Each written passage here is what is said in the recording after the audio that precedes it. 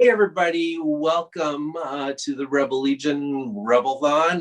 My name's Terry Chu, and I'm sometimes known as Panda Trooper on different forums and things like that. Or you may know me as Panda Props and Costumes on Facebook and Instagram and YouTube and all that kind of stuff. And I am super excited today because I have this wonderful opportunity to interview this wonderful lady right here, Misty Rosas. How are you? Hello, I am well. Thank you so much for having me. So I'm excited to be here. Excellent. Well, thank you for taking the time to speak with us and share in this cool Rebel Legion community opportunity. I thought maybe we could just talk about ourselves. That's what I like to do, just talk about myself. But allow you to talk about yourself too. I've been a Rebel Legion and 501st member for a decade or so. And so I've always been into costuming and making things ever since I was a kid. I would just draw stuff all the time. And Star Wars was a huge influence for me. I mean, I was 6 years old when the first movie came out. And it was literally the first movie I'd ever seen. And it changed my life. It put me on this trajectory of like, wow, all these possibilities, who makes these things? Fiction, it's amazing. And I worked in illustration and graphic design for many years and animation. I worked at a game studio for 19 years. Wow. And last 5 years or so, I just decided to follow my passion and make costumes and props for collectors and costumers and that sort of thing. And I do some work for local film and TV as well, too. So I'm up here in Vancouver, BC, Canada. So it's kind of called Hollywood North, and there's lots of TV and film productions. And so had the great fortune of working on some of the CW shows and a few different movie gigs and things like that as well too. And as you can see, yes, a little bit of a Star Wars fan, just a little bit. I've noticed that fine collection you have back there. The Mando helmet. Oh, yeah, little guy. I've got this little guy. Oh my goodness, Grogu. Yeah. Little pouch. And you've got one back too. I do. Yeah, they sent it to me back at Christmas time. From the Sideshow Collectibles. So yeah, he travels around the house with me. Yes, I love him so much. So.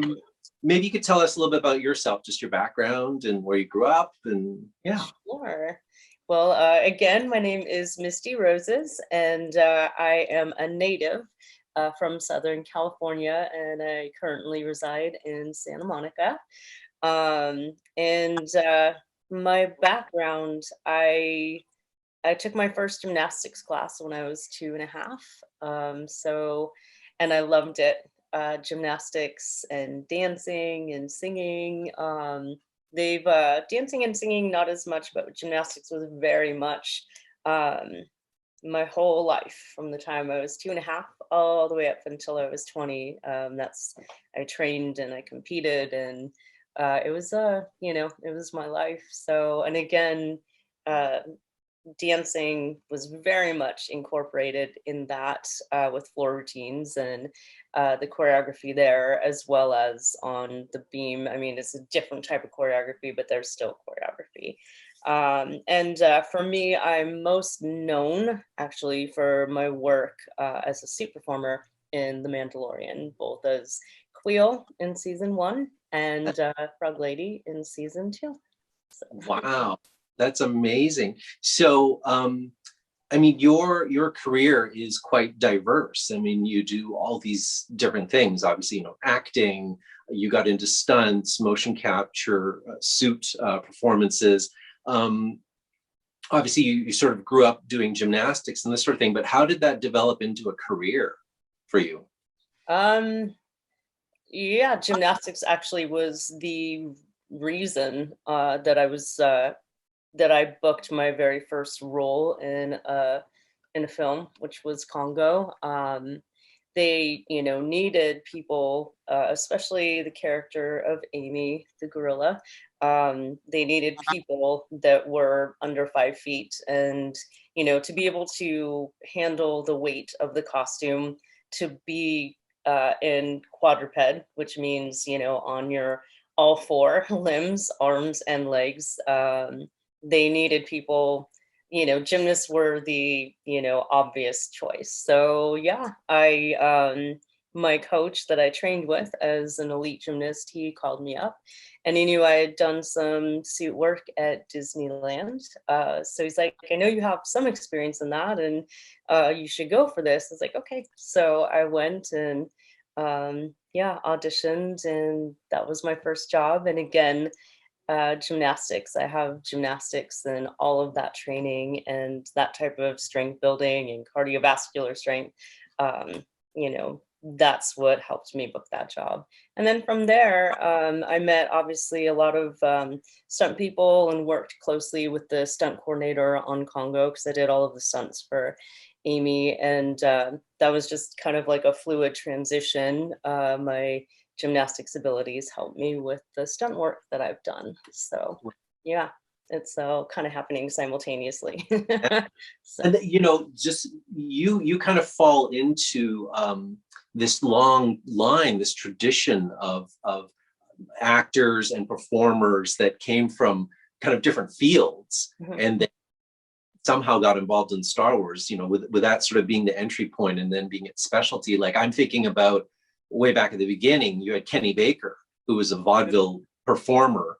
And obviously he was very small stature. They needed someone that wasn't a child that could fit into R2D2 and could still provide that motion. Yes.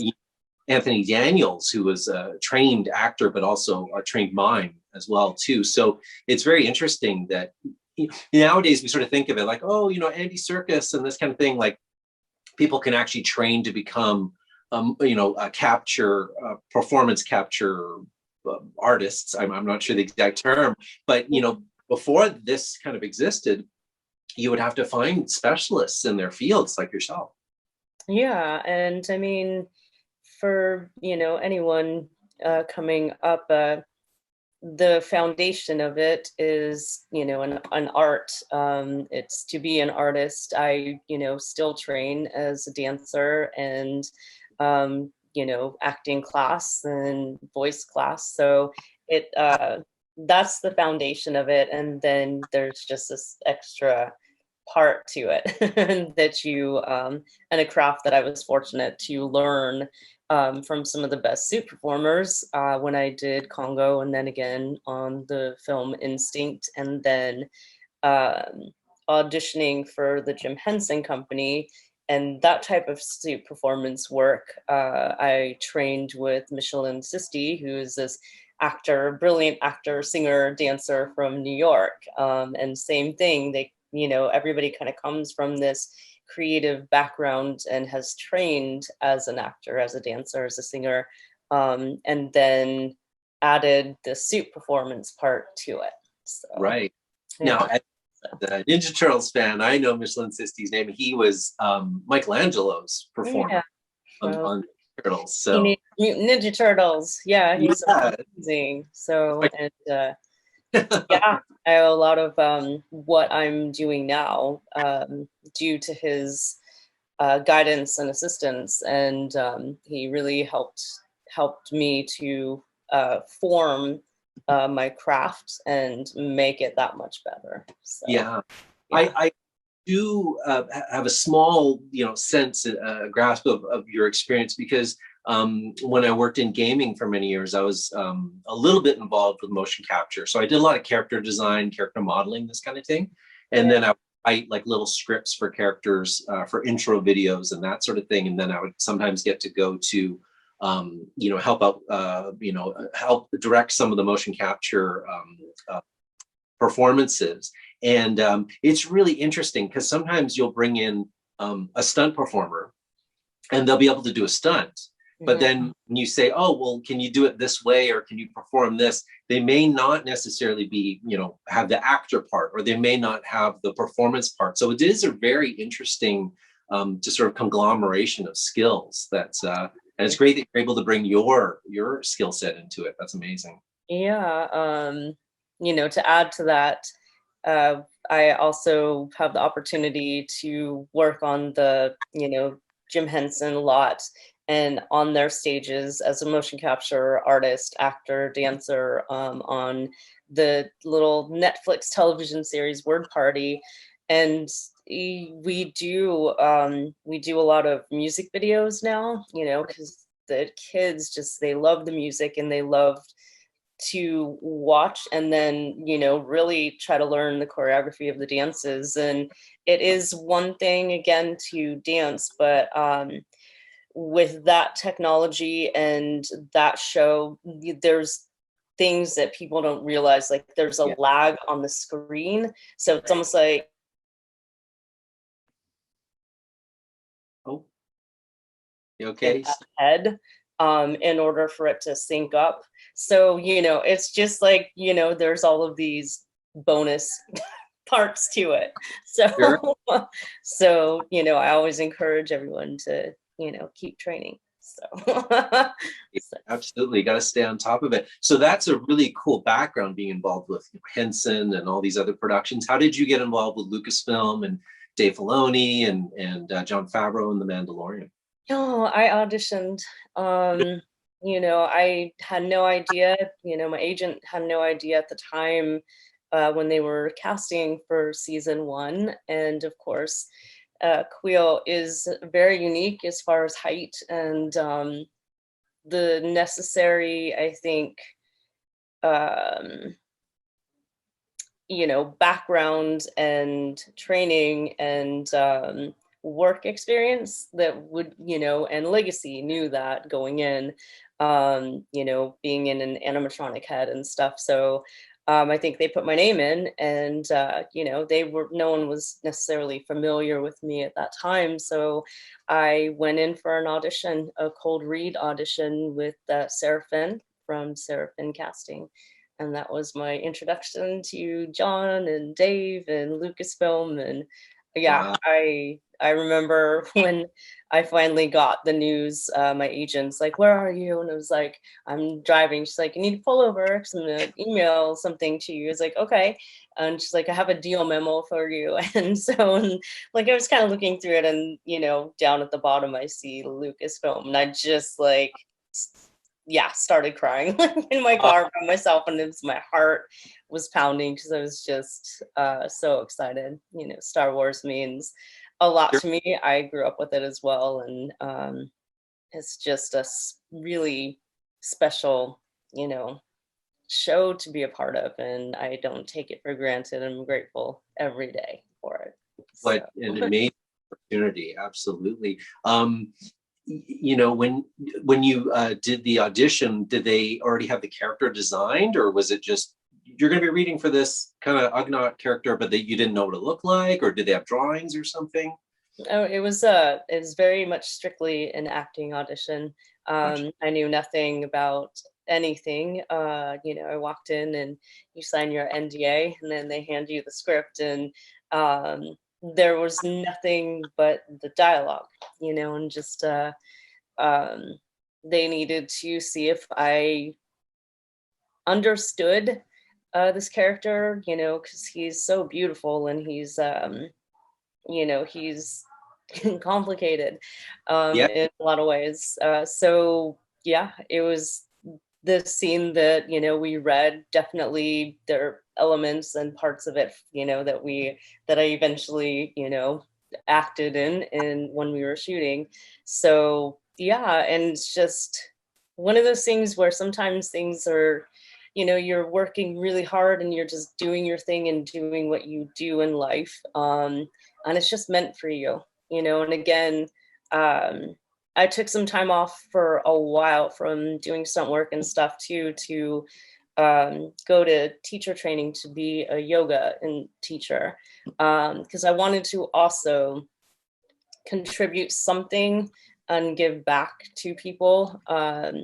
And I really, for me, you know, because he's such a wise soul, I know him the most from, you know, my studies and training and practice as a yogi, you know, and also life experience, you know, with my music career has been the most humbling thing ever. So all of these things,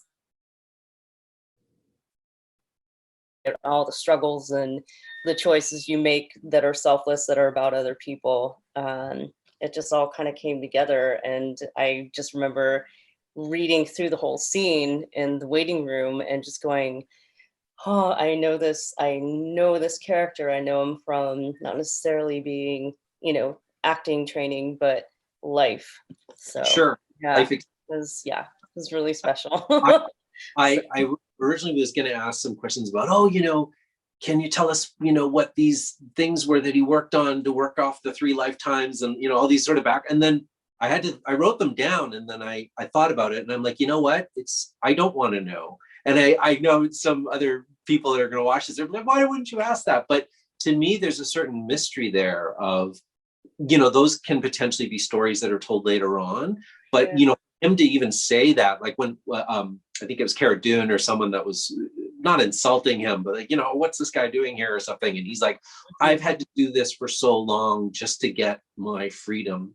And Mhm. I know just from my experience, it's like having relatives that grew up in different countries. My wife's family is from Burma initially, and it's like the hardships that they had to endure. It's like, can you imagine doing that over 3 lifetimes, whatever Yeah. these experiences are, positive and negative, just to be Yeah. free, don't have to work for somebody else, is Exactly. that brings so much to his character in just one line. So Mhm. it's sort of, I don't want to know. Yeah, I mean, it's such a gift to get to emote and, say John Favreau's words. I mean, he's such a beautiful writer, and, to have Dave Filoni right there and just the whole everybody, I mean, uh, all of the crew and cast and people. It's just like so exciting right now to, when they post and somebody has won, I love Boz, who just won for cinematography, because we hang out and he's funny. Like he's one of those people that like when we do rehearsal, I am not in the costume. I have to show up and just be there in the moment as an actor. And he told me one time, he's like, I'm supposed to be looking at the whole, but I got really pulled into what you were doing as an actor. I was like, oh, thank you, because I get really nervous, and you can't do that. You gotta, you know, keep that under control too, because it's like Wheel deserves like everything and all of my energy and focus. So nerves, they're there. It's like feel it, but just move through it. And again, to have those experiences with these people that are, winning awards and stuff, it just is really special. Like I'm so happy for everybody. So Mhm.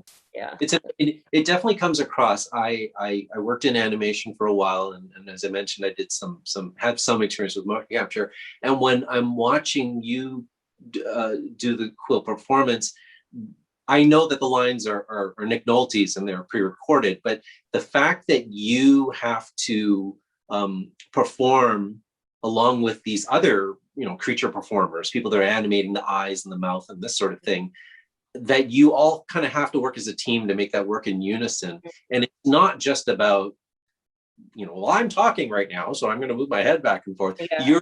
You're doing, I can see these very subtle things where they're very subtle gestures, and it's like the character is thinking about what they're saying before they're saying it. Yeah. And you're totally getting that. And it's not meant as disrespect to other movies or shows that I've seen, but you can tell when other people are like, oh, they're in their rubber suit and they're kind of doing the thing, but they're not really capturing that timing just right. And there's something very specific about whether you make a noise before your mouth opens, or maybe your eye catches a gaze of someone before you actually interact with them. All those little things are so important, and I think they really come across with Quill. So you do an amazing job. Thank Bravo. you. Amazing. Thank you so much. I as the moment I got my scripts, I sat down and read through them. Like I just like so excited and I couldn't wait. And it was just a surreal moment because it's like you have something, an email from Lucasfilm, and I'm just like, wow, okay. And yeah, I mean, just reading because obviously Quill is introduced towards the end of chapter 1, and but just from page 1. Uh, as a fan, I was just hooked, and of the story, and of the Mandalorian and his journey as well. Like, it's just such a beautiful hero's journey and story. And then, when I got to the end of chapter 7, I'm like in my room, and like I had to put the scripts down. Like, it was so emotional because I was basically reading it first just as a fan would of a book or something, of these stories and what's happening. And I started crying. I was just like, no, no, not Quill, and then also for me personally, it's like, I just got to Star Wars, I don't want to leave yet. So it was super emotional. And knowing his fate, I wanted to make sure that every single moment I had, just really reading the scripts, taking notes, and even things as mundane as sweeping, I would be saying, speaking out loud his monologues, so that ultimately too, you have these aha moments of what connects for you, and choices that I would make as an actor in every single one of his scenes. He has such a short time in Yeah. the story. I just wanted to make sure that I gave him 1,000% every second he was on screen to really make him memorable. So Sure. And it definitely comes across for sure. I know that your the eyes in the Quill costume are your eyes with contact. How difficult of a process was it to get dressed, and how long did that take? it didn't take very long. Yeah, they're sclera contacts, so they're the whole eye. Yeah. I wear contacts, but they're not. I know the sclera covers basically the whole front half of your eye. It's like it's the whole eye. They're really cool. It was funny because a few times, like, because my they would put the contacts in just to allow my eyes to kind of get used to them and stuff before they put the head on. And John would come up every once in a while and like talk to me about something, and then he's like, I can't have a hard time, I can't look at you with Yeah. just like your eyes in. And of course my hair is like up on my head, and like a little bun, and he's like, it's just, yeah. But in the morning, it would take about, like, it's not very long, about 30 minutes, because Oh yes, wow. it's a kind of a very unique combination of prosthetics, but an animatronic head, for the most part. Right. And then Jason Matthews, who sculpted him, he's a legacy artist. He did just, he and David Covarrubias and Roderick Kachurian, they did such an amazing job, because it's the first time I've worn an animatronic head that was really, really tight to my face. Like, it had to be so tight so that the skin, which was made of silicone, blended with my, skin and eyes. And then once everything was put on, Jason would put, some makeup and stuff for my skin to blend with his. So yeah, a good about 30 minutes in the morning. And then from there, just like touch ups, and, sometimes contacts would come in and out depending on what environment I was in. So, Sure. yeah. Right. So, Amazing. With the costume on, and all these other characters that are dressed up, you've got the volume, which is this amazing experience, or a great environment to work in. I had a little bit of experience, tiny little sliver of an experience. I've been working on this fan film with some friends called Bucketheads, and we had the great fortune of working with this company that provided an LED screen, but it's much smaller. It was sort of like just a one corner, right? But okay.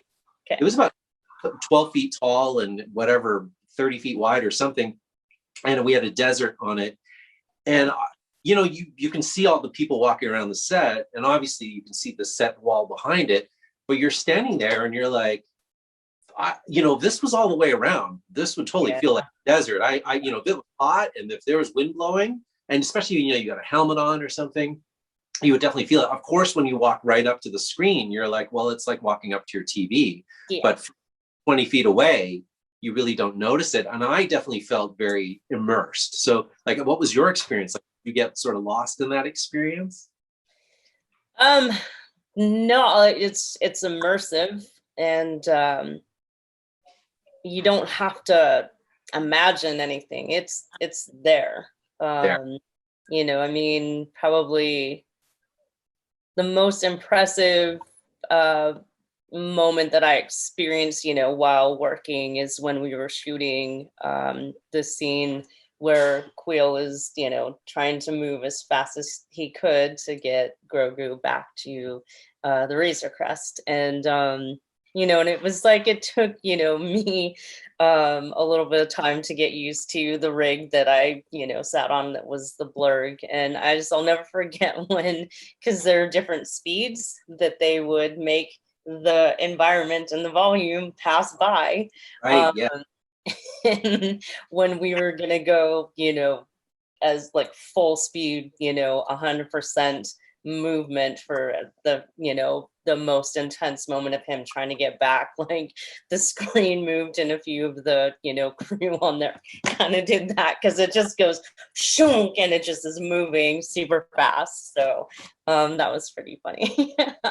But yeah, I mean, it was it felt and it looked and like I was, you know, there riding that blurg as hard as I could to get back, and the, you know, big fans are blowing, and yeah, it was Right. pretty amazing. So It's my opportunity was just, it was a static thing, and I already felt kind of immersed. And I remember watching some of the behind the scenes videos of like Rogue One or Solo, Star Wars Story, where they were like, oh, they get to sit in the cockpit, and they would like yeah, jump to hyperspace, like they would move the lever, and then the thing would shake, so you know. cool. Yeah. And they're like, people would start to get like motion sick because it totally felt real Oh to yeah, them. for So sure. It it's an does. amazing So experience. yeah. Yeah, That's it is.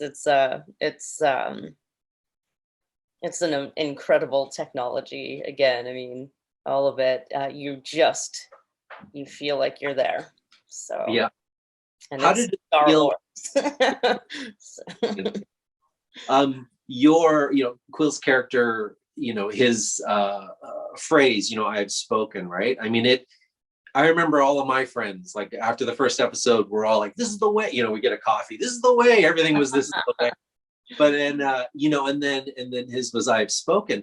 And then that obviously just took off. So how does it feel to, be part of that experience, to have some that you're like, oh, I kind of helped this go viral. Everyone knows.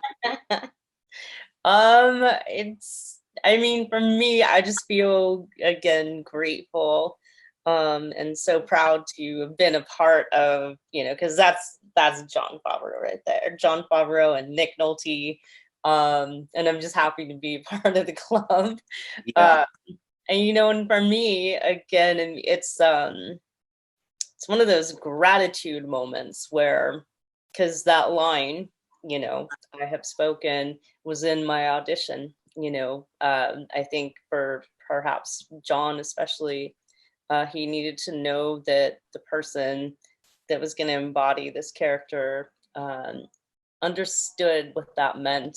And again, it's from teaching, it's from being a teacher of yoga, to help people, guide them actually to help, themselves. So yeah, it does have so much special meaning for me. And yeah, I had no idea. Like, I got really anxious before the premiere. You just never know how, a character that you've given 1,000% to, how, the audience and the fans are going to react. So for me, it was more of a sense of relief, like, oh, you, people like him. So, because I love him, and I loved every moment, getting to embody him. So Sure. And he's been a fan favorite character right from the get-go. I know all of my friends and, just all acquaintances online, and that, the minute he showed up, we were like, this is amazing, because he's sort of a little bit of that kind of like, the hero's journey, old Ben Kenobi, old Ben, sort of like, oh, you meet the old wise wizard and he's going to help you with it. But he's not doing it in the old traditional way, right? Where he's actually like telling him exactly what to do. Yeah. It's done Will's way, which is just so unique. And I think that's what makes him super memorable as a character, right? Yeah. Fantastic. Speaking of characters, we can't neglect Grogu, who's behind you there. What like working with Grogu? Because you got to hold I did. Different Grogu throughout the production. Tell us about that. I love him because I, have those are my friends at Legacy Effects. We've worked together for years, so we have a close friendship and connection. So sometimes, I just talk to him and they would, animate his face and stuff. So I love you so much. Yeah, no, every moment. And it was fun too, because I was obsessed with him, which everybody is, and I love him to death. And I remember Dev Chow reminding me, he's like, don't touch the baby. Quill is, a little more indifferent about Grogu. It's like, I know, I promise, when we're rolling, I will pay him no attention. But when the camera's off, like, you're maybe stick him in the bag and take him home. I know it's funny because people, a lot of crew and cast and stuff whose nephews and nieces and children come, they want a picture, they want to hold him, and it's just have to be gentle with the baby, with Grogu. Right. So right. I remember I think it was chapter 3 where they go to Sorgan, with the frog farm and all that. There's all these kids there, and I was just imagining, like, I mean, those kids, what they look like, 7, 8, 9, 10 sort of thing. And I watched Star Wars when I was 6. Yeah. And I imagining, I have an 8-year-old daughter now, and she's a huge Baby Yoda fan, right? A Grogu / Yoda fan. But like, I kept imagining these kids, like, how are they going to keep this secret, right? Like, how are they going to go to school and keep this secret that they did this amazing thing all week? It is pretty extraordinary that they were able to have that reveal, because like you said, I mean, there are a lot of people on set and stuff, and I don't know, I think too, just everybody loved being there so much that they were just excited to keep that secret, so that it was really a special reveal when you see him for the first time. And like, I saw him for the first time when I went to Legacy, and yeah, I just was like, oh my gosh. So yeah. I remember watching it with my wife on the night that it came out, and we had no idea. There was no talk. I sort of stayed offline, and then they did the revealing, and he pushed the blanket out of the way, and we were silent because we were like, yeah. And it sort of sounds not obvious, but you're like, well, here's a character that hasn't really. There haven't been other Yodas, right? There was sort of Yaddle in the prequels, but there wasn't of the similar species. But we don't. And George Lucas has always been very secretive with, like, that's part of the mystique, right? We're not going to tell you about from and this kind of thing. So to have that, be revealed was just a super emotional connection to the show, right? So, that was amazing. Quill was in about 3 episodes of season 1, right? Yeah. So how did you I'm assuming you knew the story arc of his character from the day you started on the show. How did you sort of just deal with that, like, emotionally, right? Like you mentioned a little bit earlier, you sort of knew where it was going to end up. Mm-hmm. And I know me and my friends, when we watched it, we were like heartbroken. Like we you watch that camera pan up and up and up, and you're like, no, don't, no, right? And it was just heartbreaking. Like, how did you deal with that throughout the production? Obviously for a television series of this scale, we shoot out of order. So it because of that, it requires you to be really present and very mindful of what you're doing constantly, and remembering how it's gonna, end up. Um, and I will admit, like on the day that we shot that scene, because in order to preserve and to not let anything leak, you only get the scripts for, your, moments and stuff. So, and the crew didn't even know.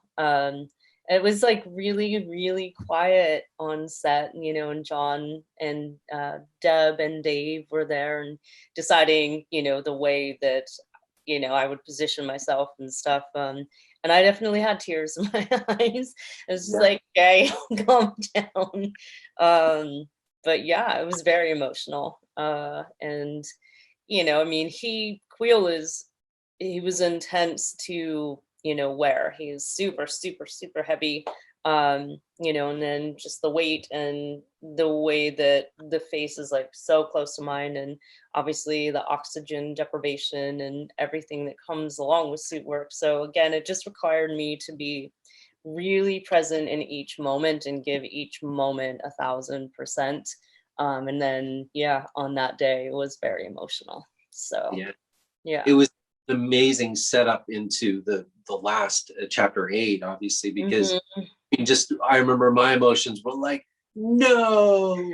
And then the snatch of Baby Yoda, and I was like, you bastards. And then the next episode, right away I was like, I hope he did something to IG-11 to give him some, turn the dial, bring back some skills or something, because he's got to get these guys, right? So, but that whole thing actually reminded me of something that George Lucas kind of was inspired by, which was Western serials, right? Like he grew up as a teen going to the theater and watching these things, these cowboy Westerns that are half an hour, the cliffhanger, literally, where that term comes from, the cowboys hanging off the cliff, come back next week and find out what happens. And that week, I remember me and my friends were just tense because we were like, what's going to happen? What's going to happen? Right.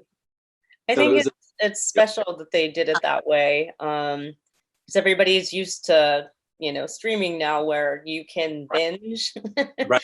But this gives everybody an opportunity for community too, and to kind of talk about it. And I mean, I didn't know how it was all going to end, so I was so excited to get to watch chapter 8 and just on the couch, like crying and cheering. So like, oh my god, I can't take this show. It's just so it's incredible and emotional. So it's an emotional roller coaster for sure. Chapter 10 in season 2's the passenger, and that's when we meet the frog lady and the frog couple. Yes. And I remember watching it, and it, we had the first episode or whatever, number 9, and then 10, and we're introduced to the frog lady. And the first sort of half of it, I was like, where's this gonna go? Right? I wasn't really sure what was gonna, and then I was really surprised that it carried over, a few episodes. But it culminated in this moment,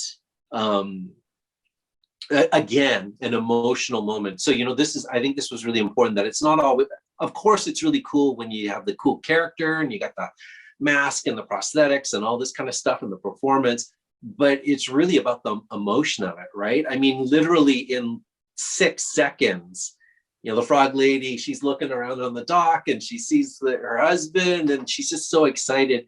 And I remember there was all these memes posted. I don't know if you saw these or not. There was all these memes posted online after that. And they were like, it'd be the frog lady and the frog husband, and underneath it'd be like still a better love story that highlight, right? Like all these hilarious memes. How did you, help create that character or contribute to that character? Again, I mean, I'm underneath in the suit, so it is my job to breathe that life and the energy and her breath and her soul. And it's everything. Like it's again, for her, she's such I was super happy to get to then, from, do Queel and then get to do a female little character too, because it just said there's certain things that I do with, even just my physical posture and stuff, to embody a character. And I look at, Legacy built and, sculpted and made her beautiful hands, which were super delicate. So like I wanted to make sure everything got its own little moment and bit here and there. And yeah, it's working with Legacy. And this time around I had two amazing puppeteers, Dawn Dininger and Tamra Carlson Woodard. And it's the collaboration again. It's and I with Frog Lady, that was a blind head, so it's like they're doing their job, but also it's like, make sure, just tell me if I would always, I know how to work in blind heads, animatronic heads, but every once in a while they'd have to help adjust my eye lines and stuff because I can't see. So to make sure that I was looking at Mando. So wow. So it was complete. There wasn't even like a opening in the mouth or something to get a little glimpse. Randomly, every once in a while, like if she did open her mouth a little bit, I'd get like a teeny tiny sliver of the ground, because my head has to be down in order for her eyes to be looking where they're supposed to look.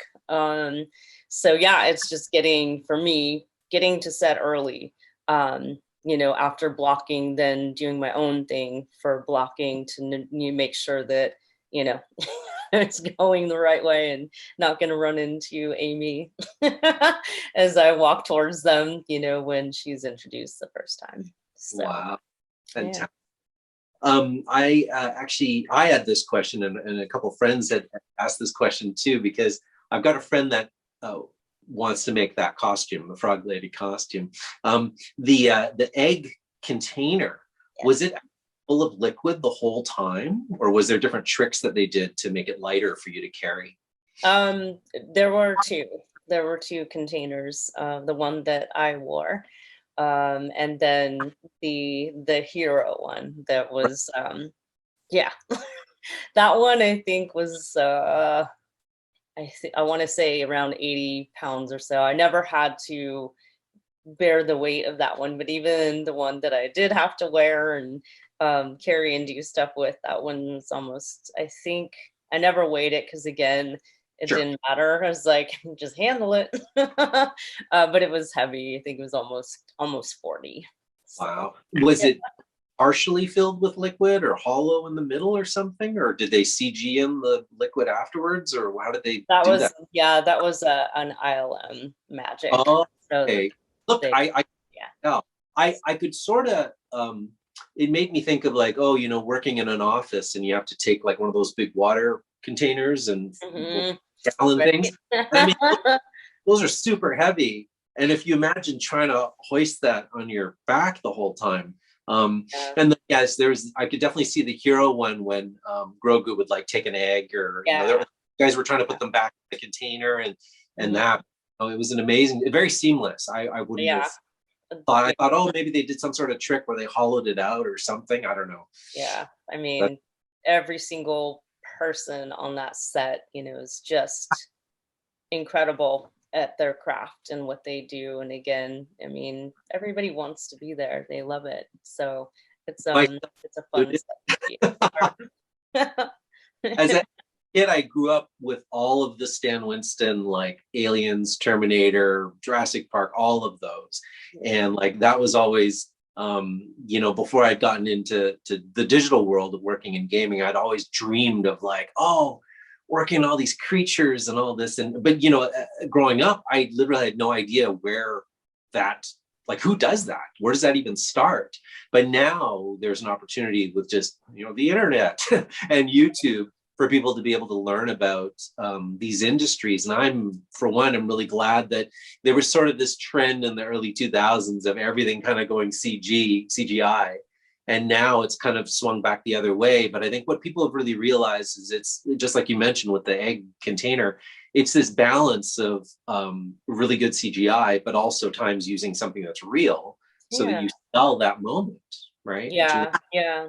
I am actually. I was very happy um that Dave and John, and I'm assuming George decided to go back to, the look and the feel of practical effects. Because it is really cool. It's a unique art, and it again, to be able to breathe, really breathe life into the characters. It just gives the characters a little bit more of like, wow, that's real. So yeah, to have a human under there. So Amazing. I had mentioned I got a friend that's interested in doing a frog lady costume. Have you ever met any fans that have created costumes based on characters that you've worked on? not yet. I mean, as fate would have it here, we uh, the pandemic has made all of us kind of shift for a little bit into the virtual world of Zoom and stuff. But they send me pictures and tag me and stuff on mostly on Instagram. So now it's like, that's amazing. Congratulations. So I'm always quite impressed with their level of skill, and and then they're like, it's hot in here. It's like, yeah. How do you see? I was like, Yeah. yeah. I'm actually a member of two Facebook groups, and one of them's called the Cozy Fish People, and they portray characters from Trask. So all the Mon Calamari and the porn, the whole green sweater and all that stuff. So and then there's another group that got started, and it was like the Cozy Frog People, and they're the ones that want to make the Frog Lady and Frog Man costume. So it's really interesting. I guess you sort of never know what's going to take off or become popular, right? But I think the key to that, as you've shown and contributed to, it's that sort of emotional state of these characters, right? If they didn't pull at your heartstrings, you'd just be like, oh, that's a cool robot. Yeah, like it's one of a lot of robots, but the fact that it comes to life, or that it acts in a particular way, or acts in a way that you didn't expect, that's what keeps things entertaining and audiences captivated, right? Yeah. So Yeah. Like, again, I just and it comes down to the words that John writes as well. I mean, he gives me amazing lines and dialogue to read, and I love it. And again, um, coming to work every day too, and putting the costumes on and doing it, it has to come from that like deeper place of love sure. and compassion and gratitude for what you do. So, and hopefully, I think it comes through in both these characters. So, Absolutely. yeah. I'm not going to ask prying questions about what you're doing next, but I fingers crossed that you're able to still work on some either the Mandalorian or some of the other Lucasfilm shows. I love your characters, and so I definitely hope that you get the opportunity to continue to do that. We're not breaking EAs. I'm not going to ask them. But thank you so much for your time. I really appreciate it. And I'm sure all the Rebel Legion members will appreciate it as well. So thank you. Do you have any like parting words, or, do you want to like share your Instagram and stuff just so people know where to find you? Oh, well, first I want to say, just say hi to all of the fans and the people, and thank you, for what you do. I read about what this is about, and it made me very emotional. So, just sending love and light to all of those children. And yeah, I'm on Instagram and Facebook and Twitter, and all of my music and music videos and even the reels that I've made, that do have Quail and Frog Lady in them, they're all on YouTube. So, if you just type my name, Misty Roses, into like a Google search engine, everything pretty much comes up. So, Awesome. yeah. Awesome. Good stuff. Thank you so much again for your time. This has been an amazing opportunity, and it's a huge honor for me to be able to interview you for this. Thanks again. May the force be with you. I got to end it with that. And you got to end it with your catchphrase. I do. Well, thank you so much for having me. It's been wonderful to talk all Star Wars with you. And yes, as Quail would say, I have spoken. That's awesome. So much. You're welcome. Thank you. Thank you. See you later. Bye. Bye.